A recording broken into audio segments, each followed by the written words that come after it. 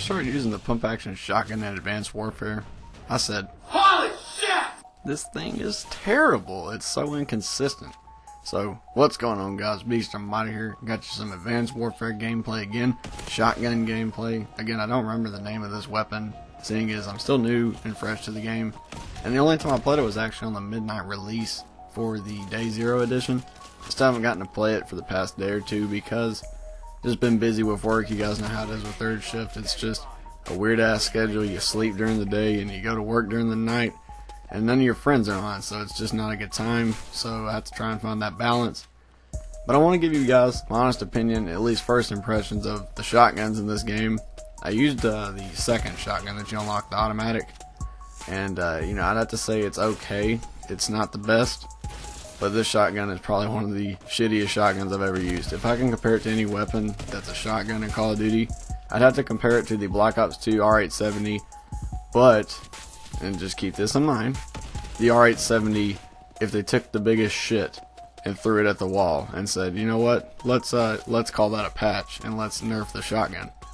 So basically this gun has no range, and at least with the 870 it may not have had that much range at times, but it was at least consistent up close, and that's why it was considered overpowered, and the fact that you could basically sprint and shoot it. This gun in this game, at least when you start it out, it is really hard to get attachments unlocked. For one, that's another thing I want to a little bit, talk about a little bit later on. Maybe another video. I think that would be suitable for another video. Just kind of, the good and the bad with the game that I've noticed so far.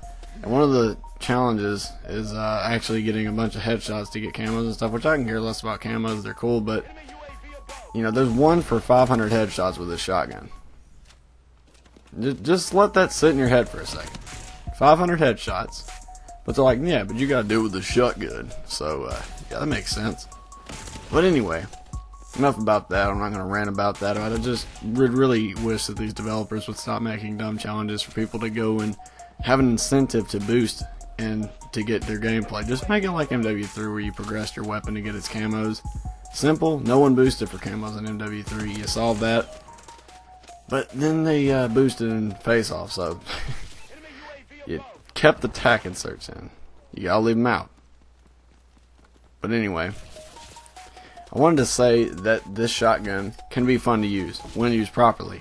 Even when used properly, it can be frustrating. So this is a scenario where I'm actually surprised I lived and got a 2-shot kill at that range. This shotgun has no range. Like I said, it's very inconsistent. So unless you want to cause homicide to yourself or any of that, I would suggest staying away from this shotgun unless you just wanted to harm yourself mentally, physically.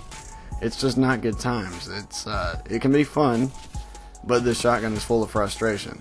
Maybe until players get used to how you control the game and how everything goes in the game, they'll be a little bit more reliable. I'm not using a shotgun for reliable factor, by the way. I'm just saying this shotgun makes no sense whatsoever. If it's going to not have any range, it should at least do one thing right and at least get a one-hit kill up close when you have the gun shoved up his ass. But, I guess at least MW3 got half of that right. They got it where if the dude was 20 meters away, you get a one-hit kill, and if you had the gun shoved up his ass, you get a hit marker. But that's the beauty of Call of Duty, man. It's not supposed to make any sense, and that's kind of like with any video game, to be honest. Let's be honest with ourselves here. No video game makes sense just because they're so completely random that you just cannot expect any common logic from it.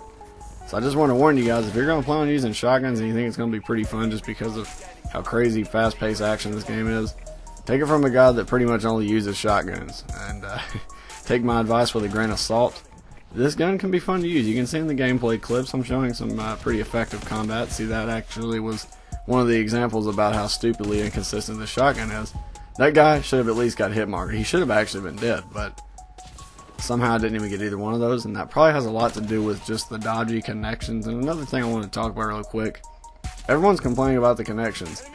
What do you expect? It's Day Zero edition whenever you were tweeting that. And now it's basically going to be the midnight release for people who, didn't pre-order and stuff like that. So what do you expect? There's not that many people on this game. You're going to have people from across the world because it's a new COD. So the connections are not going to be good. Did you actually expect dedicated servers? Look, they can't do that because it's Call of Duty. They just can't.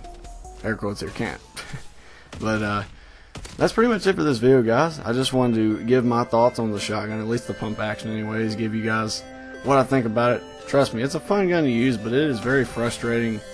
It's basically like the worst R870 you would ever use in Black Ops 2. So that's that. But I hope you guys enjoyed the video. You guys, of course, have an awesome day, and I'll see you in the next one. Thanks for watching.